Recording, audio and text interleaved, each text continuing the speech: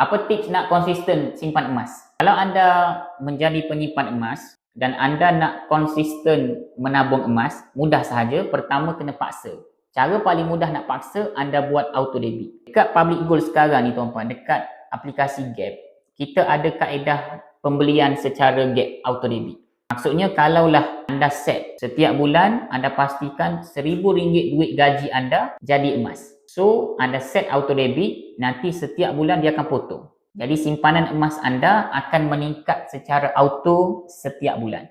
Jadi sangat mudah, anda buat auto debit, buat paksaan, anda akan konsisten menabung emas. Itu yang pertama. Dan yang kedua tuan-puan, anda kena buat matlamat. Contoh tahun 2026 ni, anda nak ada berapa gram? Contoh, cikgu saya nak ada 10 gram. Kalau nak ada 10 gram, make sure setiap bulan simpan 1 gram 1 bulan. Cikgu saya nak ada 20 gram. Simpan 2 gram 1 bulan. Bila anda ada matlamat macam ni, barulah anda akan konsisten menabung. Majoriti orang yang tak konsisten menabung ni, dia sendiri pun tak tahu kenapa dia simpan emas.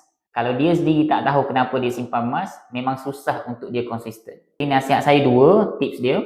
Pertama, paksa buat auto debit. Kedua, buat matlamat. Buat dua cara ni, insyaAllah tuan-puan akan ada emas yang macam ni. Walaupun dengan saya ni tak banyak, tapi adalah insyaAllah. Ini semua emas yang saya keluarkan daripada akaun Emas Gap Public Gold. Jadi untuk tuan-puan yang tengok video ni, kalau rasa bermanfaat, anda boleh share dan tag kawan-kawan.